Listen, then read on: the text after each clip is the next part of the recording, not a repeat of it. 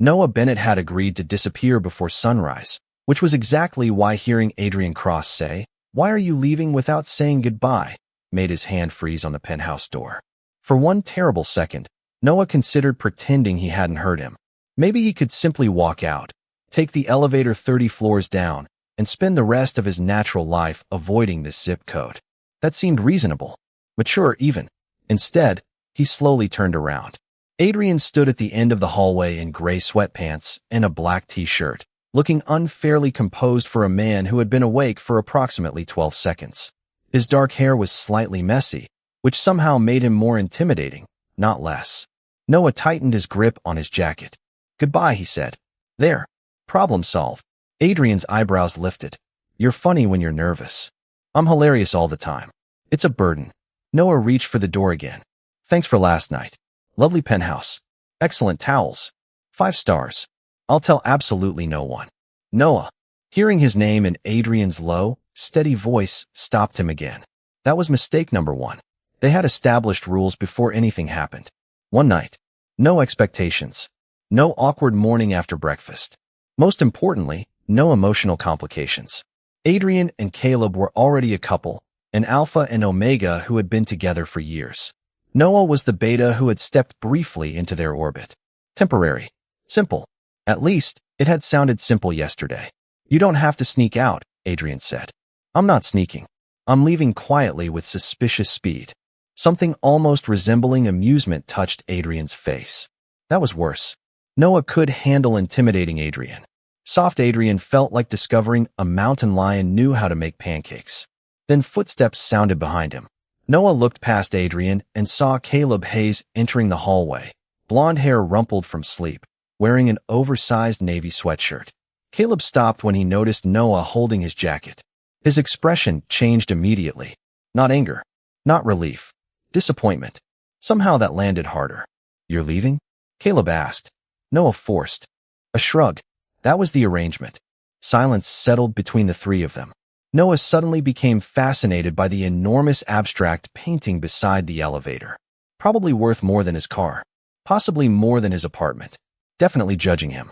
"Right," Caleb said quietly. The arrangement. Adrian glanced at Caleb, and something passed between them that Noah couldn't translate. Years of knowing someone apparently created its own language. That was precisely why he needed to leave. He wasn't jealous. Absolutely not. He simply had functioning survival instincts and no desire to become the weird footnote in somebody else's love story. Noah opened the door 2 inches. "Okay, great meeting you both under circumstances I will never describe to another human being." "Wait." Caleb's voice was softer this time. Noah closed his eyes. Of course, because apparently escaping required completing a side quest. He turned around. Caleb walked toward him, stopping several feet away, careful not to crowd him. "You don't have to stay," Caleb said. "But you also don't have to run because you think we want you gone." Noah's joke arrived automatically. "Technically, I was walking briskly." Caleb smiled. Adrian actually laughed once under his breath. Noah hated how much he liked that sound. Then Caleb looked toward the kitchen, where morning sunlight spilled across the marble floor. "Stay for breakfast." Noah stared at him. It was such an ordinary invitation. Coffee, eggs, maybe toast. Nothing dangerous. Except the way Caleb was looking at him made it feel more consequential than anything that had happened the night before. Noah glanced at Adrian, expecting the alpha to rescue everyone with a polite objection. Adrian only held his gaze and said, "I'd like you to stay too." And that was when Noah understood the real problem. Leaving had been part of the deal. Wanting to stay had never been. Breakfast was a mistake. Noah knew this because normal breakfast did not involve sitting at a marble island while one of the most intimidating alphas he had ever met quietly made coffee and his boyfriend watched Noah like he was trying to solve a puzzle. Caleb slid a plate of scrambled eggs toward him. "Eat." Noah stared at it. "Is this hospitality or witness management?" Caleb laughed. Adrian did not, but the corner of his mouth moved. Noah noticed. Unfortunately, Noah was beginning to notice everything about Adrian Cross. The controlled movements. The expensive watch. The way he could make silence feel like a command without raising his voice. Adrian was the kind of man who probably walked into a boardroom and made 12 executives reconsider their life choices. Yet 5 minutes earlier, He had remembered that Noah took cream, but no sugar. That detail was significantly more dangerous. So, Noah said, picking up his fork, "How long have you two been together?" Caleb looked at Adrian. 6 years. 7 in October, Adrian corrected. Caleb blinked, then smiled. See? This is why I keep him. Something warm passed between them, familiar and effortless, and Noah immediately remembered his place. He was not part of that history. He was a guest who had stayed past checkout. Then I should probably make myself scarce. Adrian set his coffee down. You keep saying that. Because I have excellent instincts. You nearly walked into the coat closet instead of the elevator last night. Noah pointed his fork at him. That information was supposed to die in this apartment. Caleb laughed hard enough to cover his face. For several minutes, everything felt strangely normal. Then Caleb asked what Noah did for work, and the conversation shifted. Noah managed operations for a small community arts nonprofit in Brooklyn. The pay was unimpressive, the hours were ridiculous, and he loved it. Adrian listened with unsettling focus. When Noah mentioned an upcoming fundraiser, Adrian asked 3 precise questions about sponsorship that made Noah narrow his eyes. What exactly do you do? Noah asked. Caleb nearly choked on his coffee. Adrian looked almost offended. You did not look me up? Was I supposed to? Adrian runs Cross Meridian. Noah froze. Even Noah knew Cross Meridian. Real estate, hotels, investment properties, the kind of company whose name appeared on buildings tall enough to have their own weather. He slowly turned toward Adrian. You are that Adrian Cross? Apparently. Great. Wonderful. I accidentally had breakfast with capitalism. Caleb burst out laughing again. Adrian merely studied Noah, but there was warmth behind the severity now. That should have made Noah relax. It did the opposite. His phone buzzed. A message from his supervisor reminded him about a donor meeting in 40 minutes. Noah stood so quickly his chair scraped backward. I really have to go. This time neither man stopped him. Somehow that felt disappointing. At the elevator, Caleb followed with Noah's watch in his palm. You forgot this. I was wondering why my wrist felt emotionally naked. Caleb smiled and placed it in Noah's hand. Their fingers brushed for barely a second, but Caleb went unexpectedly quiet. Can I ask you something? Noah's stomach tightened. Depends entirely on whether there is another breakfast involved. Would it be terrible if I wanted to see you again? Noah searched Caleb's face. There was no teasing there. You mean both of you? Caleb hesitated. That tiny hesitation changed the air. No, he said softly. I am asking for myself. Noah forgot every clever response he had ever learned. Then he noticed Caleb looking past his shoulder. Noah turned. Adrian stood several feet away, completely still. He had heard everything. For one dangerous second, nobody spoke. Then the elevator doors opened behind Noah. Adrian's eyes met his, unreadable and intense, and Noah stepped backward into the elevator with the distinct feeling that whatever agreement had existed between the three of them had just changed. Noah told himself he was only meeting Caleb for coffee because adults were allowed to have coffee without detonating somebody else's 7-year relationship. That argument lasted exactly 4 minutes. Caleb was waiting outside a crowded cafe in Brooklyn when a black sedan stopped at the curb behind him. Adrian stepped out first, dressed in a charcoal suit, followed by a broad-shouldered man in a dark coat who remained beside the car. Noah stared. Please tell me that is an aggressively committed Uber driver. Caleb glanced back. Security. Of course it is. I forgot I accidentally befriended people. Who require security? Adrian approached them with the calm expression of a man who had never once worried about an overdraft fee. You invited him without telling me? Noah asked Caleb. I invited you. Adrian invited himself. I was nearby. Caleb looked at Noah. He was in Manhattan. Adrian ignored him. Noah should have been annoyed. Instead, something embarrassingly close to amusement warmed his chest. Inside, the cafe was packed, so they carried their drinks to Noah's nonprofit 2 blocks away, where volunteers were preparing for the weekend fundraiser. Noah expected Adrian to look out of place among folding tables, handmade signs, and boxes of donated art supplies. Somehow, Adrian simply removed his jacket, rolled up his sleeves, and started helping Caleb move chairs. That was disturbing. Powerful men were easier to distrust when they behaved like powerful men. Adrian Cross carrying a box labeled kids paint. This side up felt like false advertising. An hour later, several donors arrived early. Noah switched into work mode, greeting people and explaining the center's programs. Adrian stayed near the back until one donor recognized him. Within minutes, whispers traveled across the room. Then a silver-haired alpha named Richard Hale approached Noah with the particular smile wealthy people used when they believed politeness could disguise contempt. "Cross Meridian is interested in this place?" Richard asked. "Not officially," Noah said. Richard glanced toward Adrian, then Caleb. "Interesting. I heard Cross had developed some unusual new interests." Noah understood immediately. His face warmed. Before he could answer, Adrian appeared beside him. Not in front of him. Beside him. The distinction mattered. "If you have a question about me, Richard, ask me." Richard smiled thinly. "I was only making conversation." "Then make better conversation." The room went quiet enough that Noah could hear someone setting down a coffee cup 20 feet away. Adrian did not raise his voice. He did not need to. Richard muttered something about another appointment and disappeared toward the exit. Noah exhaled. Was that necessary? Yes. I could have handled him. Adrian's gaze settled on Noah. "I know."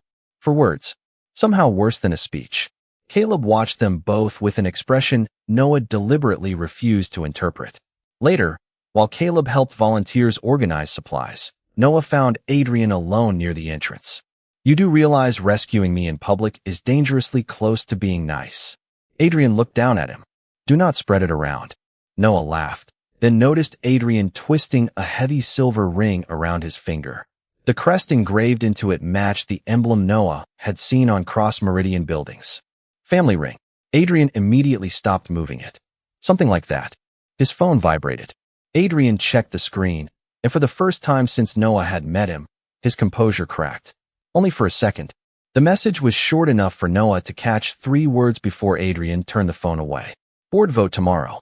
Everything okay?" Noah asked. "Fine." Adrian answered too quickly. Then Caleb called Noah's name from across the room. Noah turned and found a young volunteer standing beside Caleb, smiling at him with obvious interest. Noah walked over, chatted for a moment, and laughed at something the man said. When he looked back, Adrian was watching. Not Caleb. Him. Noah excused himself and crossed the room slowly. "Are you worried I am going to steal your boyfriend?" he asked quietly. Adrian's jaw tightened. "That is not what I am worried about." Noah's smile disappeared. "Then what are you worried about?" Adrian looked at him for one long, dangerous second, then slipped the family ring back onto his finger. "You," he said. Noah spent the next 3 days pretending Adrian had not looked directly at him and said, "You," as if one syllable could rearrange the furniture inside a man's brain. It was going badly. By Friday evening, Noah had almost convinced himself that Adrian had meant something harmless when Caleb called with a problem. One of the nonprofit's major donors had withdrawn hours before the fundraiser, leaving a financial gap large enough to threaten the summer youth program. Noah was still staring at the budget spreadsheet when Caleb arrived at the center. Adrian came 10 minutes later. "Absolutely not," Noah said the moment Adrian offered to cover the missing amount. Adrian removed his coat with infuriating calm. "I have not told you the amount. You have billionaire posture. I know where this conversation is going." Caleb covered a smile. Adrian did not. "Then consider another option. Cross Meridian becomes an official sponsor. Your board gets funding. My company gets legitimate community outreach. Nobody owes anybody personally." Noah hated that it was reasonable. He hated even more that Adrian had understood exactly why accepting personal money would bother him. By 7, the fundraiser was crowded. Local artists, families, donors, and reporters filled the converted warehouse space beneath strings of warm lights. Noah had barely finished welcoming guests when a familiar voice behind him said, "Well, this explains everything." Noah turned and felt his stomach drop. Grant Mercer, his ex-boyfriend. Perfect suit, perfect smile, perfect talent for making an insult sound like concern. Grant looked past Noah toward Adrian and Caleb. "I heard rumors, but I assumed people were exaggerating." "Hello, Grant. You always wanted access to rooms like this." Grant lowered his voice. "I just never thought you would find such a creative way inside." Noah went still. There it was. The old trick. Make Noah defend himself, then act surprised when he became emotional. "I work here," Noah said. "I know." Grant smiled. "I am talking about them." Several nearby conversations quieted. Noah could feel attention shifting toward him. Grant noticed too, and his confidence grew. People are wondering what exactly you are to Adrian Cross. Noah opened his mouth, but another voice answered first. Someone whose private life is none of your business. Adrian stepped beside Noah, composed enough to make Grant suddenly look overdressed and underprepared. Caleb followed, stopping on Noah's other side. Grant gave a small laugh. I was only asking what everyone else is thinking. Adrian's expression remained almost polite. Then everyone else can learn manners with you. Noah nearly choked. Grant's smile tightened. You barely know him. That landed differently. Noah looked down before he could stop himself, because Grant was right about one thing. Adrian barely knew him. Adrian could have ended the conversation there. Instead, he turned toward the room. For anyone confused about tonight, Cross Meridian is sponsoring this organization because its work deserves support. Noah earned his position long before I walked through that door. Then Adrian looked at Grant again. If you came to support the fundraiser, stay. If you came to embarrass him, you are wasting your evening. No threat. No raised voice. Somehow that made the silence sharper. Grant muttered an excuse and moved away. Noah stared at Adrian. You did not have to do that. I know. The same answer as before. Caleb touched Noah lightly on the shoulder, then excused himself to greet a donor, leaving them alone in the crowd. Noah swallowed. You keep defending me. Adrian's gaze softened. You keep assuming that means I think you are weak. Does it not? No. Adrian stepped slightly closer, careful, controlled. It means I dislike watching people treat someone I care about as if he has to earn the right to stand in the room. Noah forgot how to breathe normally. Someone you care about? Adrian seemed to realize what he had admitted. Across the room, Caleb had gone completely still. Adrian looked toward him. Caleb looked back. Something silent passed between them again, but this time Noah understood enough to be afraid. He grabbed his coat. I should go. Caleb followed him toward the exit. Noah, please do not. Noah turned, voice quieter now. You two had 7 years before I walked into this. I am not going to be the reason that breaks. Caleb's face fell. Noah pushed through the doors into the cold night before either man could answer. Behind him, Adrian finally spoke, his voice low but unmistakable. He thinks he is the problem. Caleb answered, No, Adrian. The problem is that you are in love with him too. Noah stopped on the sidewalk. Through the glass doors, Adrian stood perfectly still, and he did not deny it. Noah made it exactly 48 hours without answering Adrian or Caleb, which would have felt like an accomplishment if he had not spent most of those 48 hours checking his phone every 6 minutes. Caleb sent one message. I am sorry. No pressure. Adrian sent nothing. Somehow that was worse. Monday morning brought a distraction in the form of an emergency board meeting at the Arts Center. Noah arrived carrying coffee and enough emotional denial to power the building, only to find 6 board members gathered around the conference table with expressions usually reserved for funerals and tax audits. What happened? Noah asked. His director, Marissa, pushed a folder toward him. The building owner rejected our lease renewal. Noah stared at her. We have 3 years left. Had. She opened the folder. Cross Meridian had acquired the property through a subsidiary 11 months earlier. Noah stopped breathing. Cross Meridian. Adrian. There is more, Marissa said. Their redevelopment committee meets tomorrow. If they terminate our community use agreement, we could be out within 90 days. Noah barely heard the rest. 11 months. Adrian had known about this place before the fundraiser. Before breakfast. Before Noah had ever supposedly wandered into his life by accident. He was already reaching for his phone when the conference room door opened. Adrian walked in wearing a navy suit, his silver family ring catching the fluorescent light. Caleb followed him, looking worried.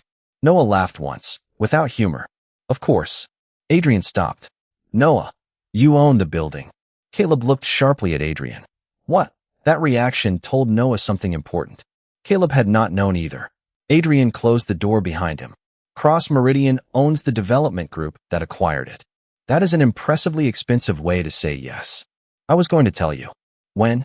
Before or after your company decided whether my coworkers still had jobs? Adrian's expression tightened. Nobody is losing this building. That is not the point. Noah pushed the folder toward him. You stood beside me Friday night and let me believe you had discovered this place because of me. I never said that. That is your defense. Caleb stepped between them emotionally, if not physically. Adrian, explain. For the first time, Adrian looked cornered. He glanced around the room, Then back at Noah. I saw you here months ago. Noah went quiet. Adrian continued. There was a donor reception in March. Richard Hale was speaking to one of your beta volunteers like the man was beneath him. You intervened. Noah remembered. A young ceramics instructor. An ugly comment about betas knowing their place. Noah had told Richard exactly where he could put that opinion, although with slightly better vocabulary because children had been nearby. You were there? Across the room. Adrian's voice softened. I remembered you. Noah's anger faltered, then returned twice as hard. So that first night was not random. Caleb looked down. That tiny movement answered before words could. Noah stared at him. Caleb. Caleb swallowed. I had seen you before too. At another event. When we talked about inviting someone to spend time with us, I recognized you. Noah felt suddenly cold. You chose me. We were interested in you, Caleb said carefully. That is not better. Adrian stepped forward. Noah stepped back. Adrian stopped immediately. That hurt more than if he had kept moving. Did you know? Noah asked him. That Caleb recognized me? Adrian hesitated. Yes. Noah laughed softly. Unbelievable. Noah, listen to me. No. You listen. His voice shook now, and he hated that. I thought I walked into something complicated by accident. Now I find out the two of you knew who I was. Your company owns the building where I work, and apparently I was the only person in the room without the complete story. Caleb whispered his name. Noah shook his head. Was I ever a person to you? Or just somebody you both decided would fit? Adrian's composure finally cracked. You were never random. That is exactly the problem. Noah grabbed the folder and headed for the door. Adrian did not stop him. For what it is worth, Adrian said behind him, I voted against redevelopment before I ever spoke to you. Noah froze. Adrian continued quietly. And tomorrow, the board is voting again. Noah turned. Then I hope you enjoy your meeting. He looked at Caleb, then Adrian. Because whatever happens to this building, neither of you gets to make another decision about me. Noah learned about the vote from Marissa at 4:17 Tuesday afternoon. The Arts Center was safe. Cross Meridian had approved a 5-year community lease, locked the rent at its current rate, and removed the redevelopment clause entirely. Noah should have felt relieved. Instead, he stared at his phone and wondered why Adrian had not contacted him. No explanation. No request for forgiveness. Not even one infuriatingly formal sentence. By 8 that night, rain was hammering Brooklyn hard enough to turn the sidewalk silver. Noah was still at the center, exhausted, surrounded by paperwork, when he stepped outside and found Adrian standing beneath the awning. Alone. No security guard. No black sedan waiting at the curb. Just Adrian in a dark coat, rain caught in his hair, holding Noah's forgotten umbrella from the fundraiser. You have terrible timing, Noah said. I have been told. Did you come for congratulations? No, Adrian held out the umbrella. You left this. Noah stared at it. You crossed New York City in a storm to return a $20 umbrella? It seemed safer than bringing flowers. Noah almost smiled. Almost. The board voted. I know. 5 years. Yes. Was that you? Adrian shook his head. I presented the financial argument for preserving the center. Then I removed myself from the final vote. Noah blinked. Why? Because you asked me to stop making decisions about you. That landed somewhere Noah had not armored properly. Rain drummed against the awning. You could have called. You wanted distance. And Adrian Cross always follows instructions. A tired smile appeared. Apparently there is a first time for everything. Noah finally took the umbrella. Their fingers did not touch. Adrian had clearly made sure of it. Somehow that tiny restraint hurt. Where is Caleb? Noah asked. Home. He wanted to come. I told him you deserved the choice of whether to see either of us. Noah studied him. Without the controlled lighting of penthouses and fundraisers, Adrian looked different. Tired. Not powerful. Just tired. You look awful. Thank you. I mean it. That somehow makes it worse. Noah sighed. Have you eaten? Adrian hesitated. That was answer enough. 10 minutes later, they were sitting in a 24-hour diner across the street. Adrian Cross eating grilled cheese under fluorescent lights, while Noah tried not to find the situation absurdly endearing. For a while, neither spoke. Then Noah noticed Adrian turning the silver ring around his finger again. You do that when you are nervous. Adrian stopped. I do not get nervous. You also lie badly. Adrian looked at the ring. It belonged to my grandfather. Cross Meridian was his company before it became my father's, then mine. Sounds sentimental. It is not. Adrian's voice changed. In my family, the ring means responsibility, reputation, continuity. Every decision is supposed to protect the cross name. Noah waited. Adrian rarely volunteered anything personal. Interrupting now felt like slamming a door. My father chose my schools, my career, even which people were considered appropriate company. Being an alpha only made it worse. Strength became an obligation. Control became a performance. His thumb moved across the crest. Caleb was the first person I chose knowing my family disapproved. Noah's anger softened despite his best efforts. And me? Adrian looked up. You scare me more. Noah gave a startled laugh. That is deeply flattering. I am serious. Adrian's expression was painfully open now. Caleb knows the worst parts of me and stayed. You still have the option to leave. There it was. Not dominance. Not pride. Fear. Quiet and carefully hidden. Noah looked down at his coffee. So you are afraid I will leave? I am afraid I will give you a reason to. Outside, thunder rolled somewhere beyond the buildings. When they finally left, Adrian opened the umbrella and held it mostly over Noah, letting rain darken one shoulder of his own coat. Noah noticed after half a block. You are getting soaked. I am aware. Noah moved closer beneath the umbrella. Their shoulders touched. Neither stepped away. At Noah's apartment building, Adrian stopped several feet from the entrance.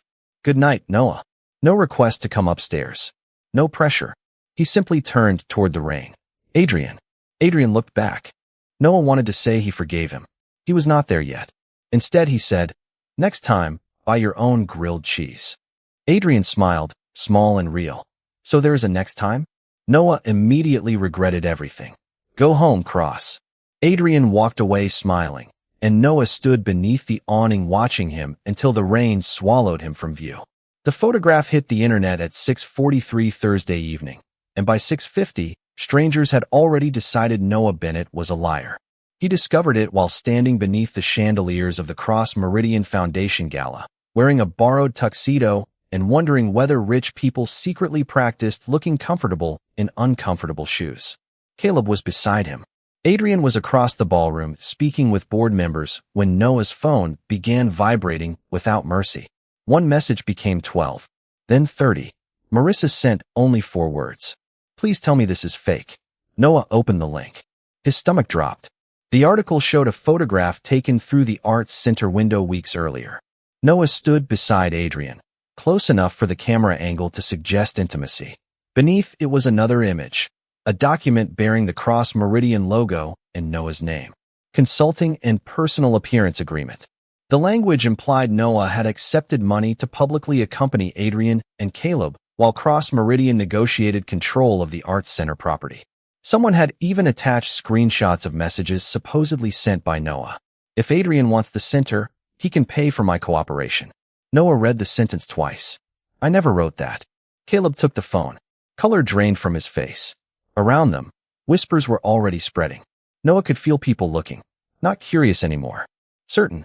Richard Hale appeared near the bar with the satisfied expression of a man arriving precisely when the fire alarm started. Unfortunate, he said. Noah looked at him. You did this. Richard lifted both hands. I merely received information. From whom? Does it matter? The signature looks convincing. Because someone copied it. Richard's smile sharpened. Of course. That single phrase was worse than an accusation. Caleb stepped forward. Enough. But Richard was looking past him. Adrian had crossed the ballroom. People moved aside without being asked. Noah had never seen him look so cold. Richard held out his phone. Adrian, I assume you have seen the contract. Adrian took the phone. He read silently. 5 seconds passed. Then 10. Noah hated every one of them. It is fake, Noah said. Adrian said nothing. Noah's chest tightened. He had defended Adrian when his own instincts screamed at him to run. He had started believing that maybe trust could grow back. Now Adrian was staring at forged evidence, while half of Manhattan's business elite watched Noah become a scandal in real time. Adrian, Caleb said quietly. Still nothing. Noah laughed once, because apparently humiliation had finally broken something useful in his brain. Right. I understand. He reached for his coat. Adrian finally looked up. No, you do not. Noah stopped. Adrian handed Richard's phone back. You made 3 mistakes. Richard's expression shifted. Adrian's voice remained calm. First, cross-meridian contracts use 12-digit internal authorization numbers. This one is 10. The room became very quiet. Second, Noah could not have signed this agreement on April 9th. I did not know his name on April 9th. Noah stared at him. Adrian continued. Third, the person who fabricated these messages used information from a confidential redevelopment memo circulated to exactly 7 people. Richard's face changed. Barely. Enough. Adrian turned toward the guests. Noah Bennett has never received payment from me for his company, his affection, or his silence. His organization received a corporate sponsorship reviewed independently by our compliance department.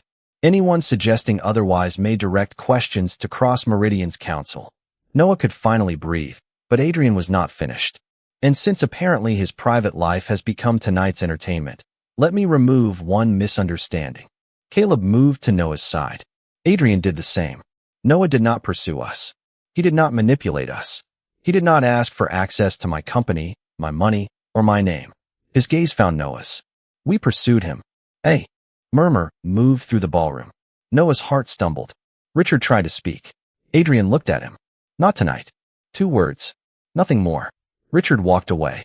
Noah should have felt victorious. Instead, his hands were shaking. You waited, he whispered. Adrian's expression softened. I needed to read it. For 10 seconds, I thought you believed them. I know. Adrian stepped closer, but did not touch him. I am sorry. Noah looked around at hundreds of watching faces, then back at the man who had just placed his own reputation beside Noah's without hesitation. Why? Adrian answered so quietly only Noah and Caleb could hear. Because I would rather let this entire room misunderstand me than stand here and let them lie about you. Noah swallowed. Is that love, Adrian, or do alphas simply hate losing? For the first time all evening, Adrian had no answer. For 11 seconds after Noah asked the question, Adrian Cross said nothing, and 11 seconds was long enough for Noah to regret having a heart. The ballroom had become painfully quiet. Cameras were pointed toward them. Caleb stood beside Noah, close enough to offer support without touching him, while Richard Hale lingered near the edge of the crowd with the faint confidence of someone who still believed the evening could be salvaged. Then Adrian looked away from Noah. You asked whether this is about losing, he said. I can answer that. But first, we finish this. He turned toward the ballroom entrance. A woman in a dark suit entered carrying a slim folder, accompanied by Cross Meridian's general counsel. Adrian accepted the folder and placed it on a nearby table. The fabricated agreement was created from a confidential redevelopment memo, he said. That memo contained a deliberate formatting marker unique to each recipient. Richard's smile vanished. Adrian opened the folder.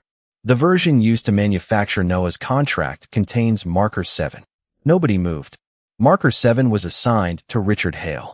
A wave of whispers crossed the room. Richard stepped forward. That proves nothing. Someone could have accessed my copy. Correct, Adrian said calmly. Which is why we checked the document. Metadata. He held up a printed report. The file was created yesterday afternoon on a device registered to Hale Development Group and uploaded through an account belonging to your communications director. Richard's face went pale. This is absurd.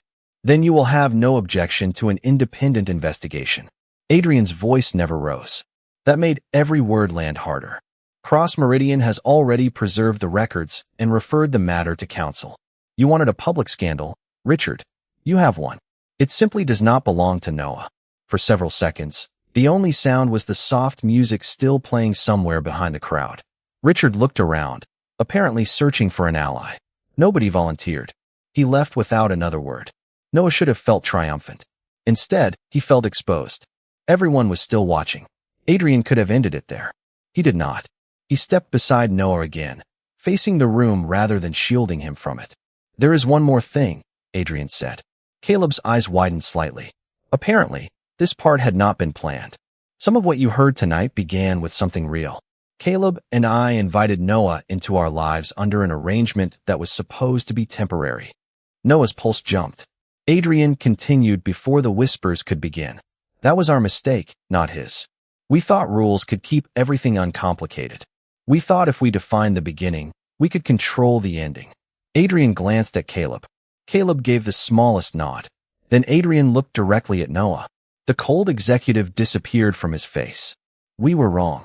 Noah forgot the cameras. He forgot Richard. He forgot every person in the ballroom except the two men standing with him. Noah never asked for my money, Adrian said. He refused it. He never asked for influence. He challenged it. He never asked me to protect him. Most of the time, he specifically asked me not to. A few people laughed softly. Noah stared at the floor because his eyes were suddenly burning. And he certainly never asked me to fall in love with him. Silence. Adrian's voice softened. I did that without permission. Noah looked up. Caleb was smiling, through suspiciously bright eyes. Then he stepped forward. For the record, so did I. That earned a warmer ripple of laughter, but Noah could barely hear it. Adrian removed the silver cross family ring from his finger. For a moment Noah thought he was going to offer it to him, and panic flashed across his face. Adrian almost smiled. Relax. This is not a proposal. Thank God, Noah whispered. Adrian placed the ring in his pocket. My family taught me that this represented everything I was responsible for protecting. Tonight, I realized they were wrong. He looked at Noah. A name does not deserve loyalty simply because you inherited it. People do. Noah's throat tightened. Adrian held out his hand, palm open, asking rather than claiming. I cannot change how this started. I can only tell you what it became. Noah looked at that hand, then at Caleb beside him. And what did it become? Adrian answered without looking away. Real. Noah let the silence stretch for one heartbeat longer. Then he placed his hand in Adrian's. Caleb immediately leaned closer and murmured, just so everyone knows, I am emotionally involved in this extremely dramatic moment. Noah laughed despite himself and reached for Caleb's hand too. Cameras flashed across the ballroom. This time Noah did not turn away. Noah left the gala holding Adrian's hand on one side and Caleb's on the other, which was not remotely how he had expected the evening to end. Cameras flashed behind them as the hotel doors opened onto a cool Manhattan night. But for once Noah did not care what story strangers planned to tell. A black sedan waited at the curb. Noah stopped. Absolutely not. Adrian looked concerned. What? I have survived public humiliation, corporate espionage, and an emotional declaration in front of approximately 300 rich people. I am not ending tonight in a car that looks like it transports presidents. Caleb laughed. What do you suggest? Noah pointed across the street. Diner. 20 minutes later, Adrian Cross was sitting in a booth beneath a flickering neon sign, wearing a tuxedo worth more than Noah's monthly rent and eating French fries from Caleb's plate. Noah watched him. Steal another one. You own hotels, Noah said. Order your own fries. These taste better. Because they are stolen. Caleb pushed the plate toward Adrian. I support his criminal career. Noah laughed, and something inside him finally unclenched. No reporters. No board members. No whispered judgments. Just three men sitting beneath terrible lighting, trying to figure out what came next. Adrian became serious first. I meant what I said tonight. Noah traced a finger around his coffee mug. That is terrifyingly vague. About you. About us. Adrian glanced at Caleb.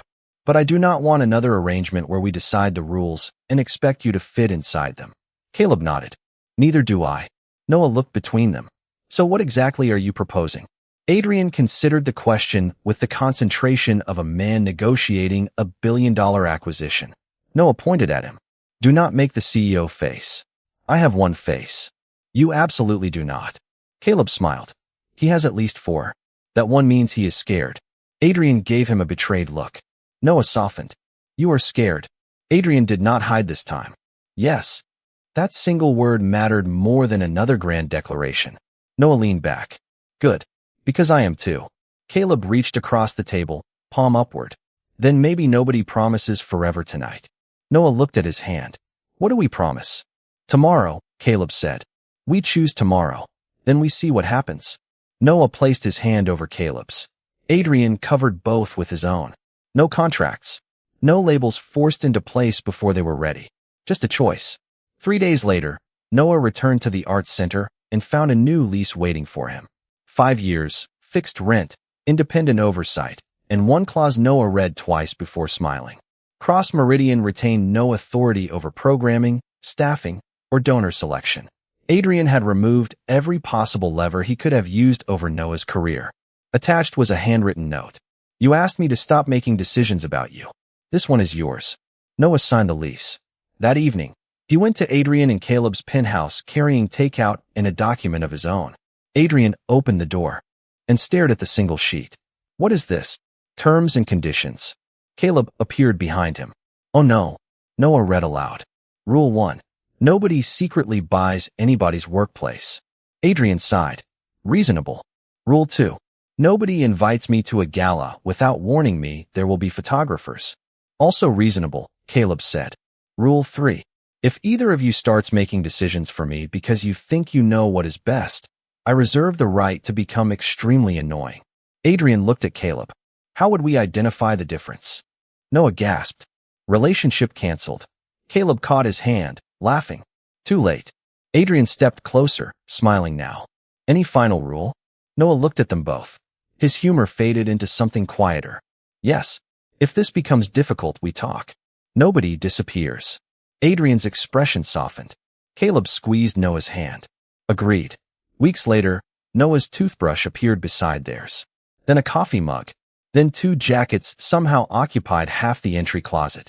Nobody officially discussed moving in until one Saturday morning when Noah realized he had not slept at his own apartment in 9 days. He walked into the kitchen and found Caleb making pancakes while Adrian stood at the counter reading emails. 3 cups of coffee waited in their usual places. Adrian looked up. Are you going home tonight? Noah glanced around the sunlit kitchen, at Caleb pretending not to listen, at Adrian trying and failing to look casual.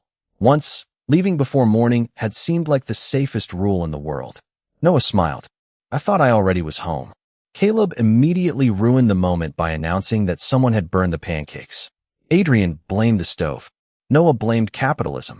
Their laughter filled the kitchen, warm and ridiculous and real, and Noah finally understood that love had not entered his life like a promise. It had entered like an accident, stayed like a choice, and become the place he no longer wanted to leave.